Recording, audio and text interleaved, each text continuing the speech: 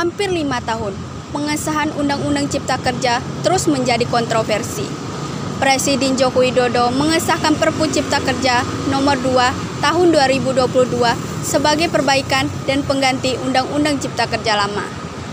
Kemudian, tahun 2023 direvisi lagi menjadi Undang-Undang Nomor 6 Tahun 2023. Substansi Perpu Cipta Kerja ini menuai polemik dan terus jadi sorotan.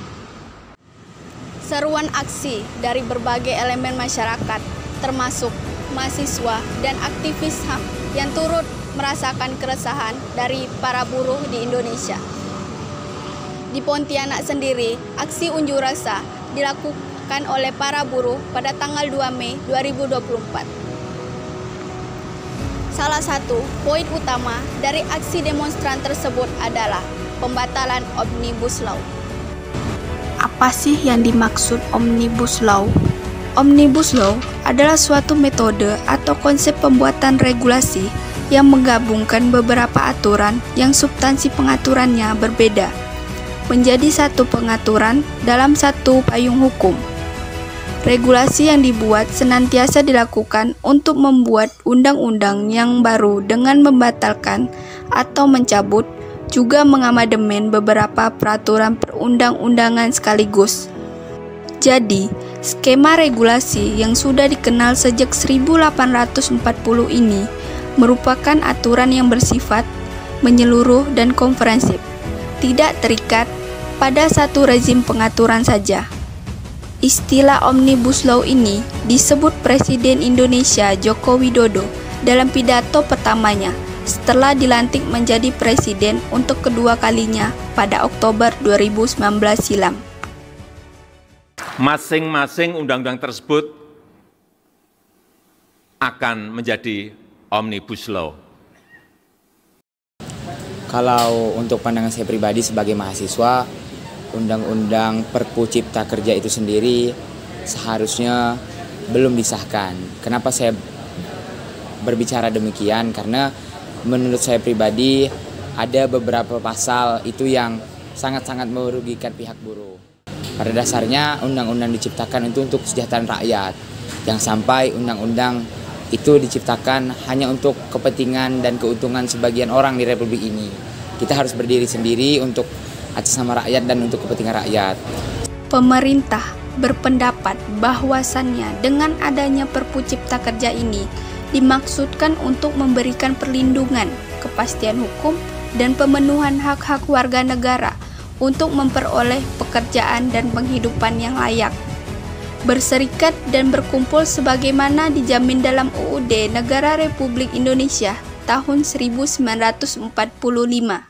Salah satu pasal-pasal yang saya amati itu ada beberapa poin yang memudahkan tenaga kerja asing masuk di Indonesia. Padahal lulusan di Indonesia per tahun itu sangat banyaknya lulusan-lulusan baik itu sarjana, diploma ataupun SMA yang masih perlu untuk lapangan kerja.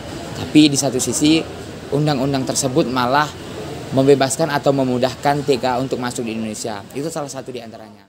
Terus yang kedua, saya juga sempat membaca bahwa ada penghapusan UMK, upah minimum kabupaten. Saya rasa upah minimum kabupaten itu perlu ada. Kenapa perlu ada? Karena saya rasa sebagai seorang pekerja dan sebagai pemerintah daerah di setingkat kabupaten, mereka yang bakal paham bagaimana kabupaten itu sendiri itu mampu membayar UMK. Dan sekarang yang seperti kita ketahui bahwa UMK itu sudah tidak ada, tapi sudah menjadi UMP, upah minimum provinsi. Sejumlah pasal krusial memang menjadi sorotan karena dinilai banyak hal yang akan dipertaruhkan dan kontradiktif dengan spirit undang-undang tersebut. Beberapa pasal diantaranya tentang: pertama, penghapusan upah minimum; kedua, jam lembur menjadi lebih lama; ketiga, kontrak seumur hidup; keempat, pemutusan hubungan kerja sewaktu-waktu; kelima, pemotongan waktu istirahat; dan keenam, mempermudah perekrutan tenaga kerja asing. Dinilai sangat merugikan buruh dan tenaga kerja lokal, sehingga hal ini tentunya akan berdampak juga pada lingkungan dan pendidikan. terkait kasus Mulyanto yang masih bergulir di PN Pontianak sampai hari ini. Pada dasarnya kasus Mulyanto ini merupakan, kalau penilaian saya, itu kriminalisasi terhadap buruh. Kenapa? Pada dasarnya Mulyanto itu memperjuangkan hak-hak buruh yang sampai hari ini dikesampingkan oleh pihak pemerintah dan juga perusahaan. Maka dari itu Mulyanto bersama teman-teman mereka, bersama aliansi buruh Sambas dan Bengkayang, kemarin melakukan unjuk rasa. Itu terkait mereka menuntut bahwa hak-hak mereka itu terpenuhi. Tetapi ada kriminalisasi yang terjadi kepada saudara Mulyanto. Kasus ini harus kita kawal bersama. Kita sebagai mahasiswa, karena kebetulan saya mahasiswa, kita harus peduli dengan kasus-kasus seperti ini.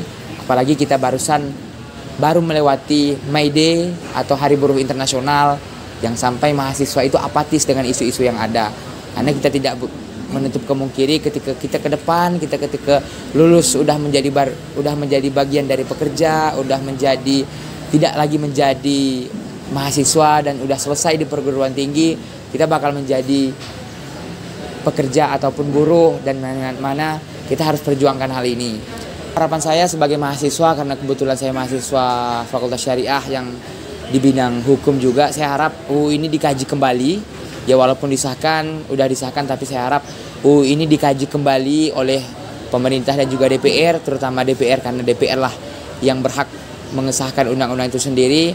Undang-undang ini tidak boleh merugikan pihak-pihak buruh dan juga tidak boleh merugikan pihak-pihak pekerja, dan undang-undang harusnya hadir untuk membantu kemaslahatan rakyat dan juga kemaslahatan semua warga negara Indonesia. Jangan sampai undang-undang itu sendiri lahir untuk kepentingan orang-orang birokrat atau orang-orang tertentu, oknum tertentu, dan juga dari afiliasi tertentu, tapi undang-undang itu sendiri lahir atas kepentingan rakyat dan juga khususnya kepentingan buruh, karena ini berkaitan dengan buruh. Pertama, memastikan bahwa ketentuan UU Cipta Kerja menjamin terwujudnya seluruh hak asasi manusia, termasuk hak ekonomi dan sosial.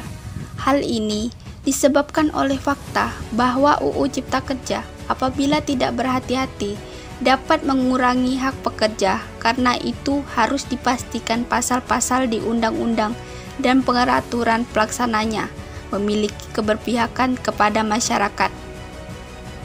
Kedua, adalah sebagai akses unjuk rasa ditangani. Perilaku berlebihan adalah hasil konstan dari protes yang telah terjadi, seperti kerusuhan, penghancuran barang publik, dan sejumlah hal mengkhawatirkan lainnya. Proses hukum pelaku kerusuhan harus dipastikan dengan pertimbangan yang semestinya atas hak asasi manusia para tersangka. Ketiga, diperlukan kerjasama semua pihak dalam rangka mencari solusi komprehensif atas kontroversi UU Cipta Kerja. Menjadikan jalan konstitusional seperti pengujian ke Mahkamah Konstitusi sebagai prioritas kebijakan diperlukan. Peningkatan perekonomian jelas harus menjadi fokus pemerintah. Namun, di samping itu, ada beberapa aspek dinilai diabaikan, sehingga menjadi polemik berkepanjangan dan tanpa titik temu.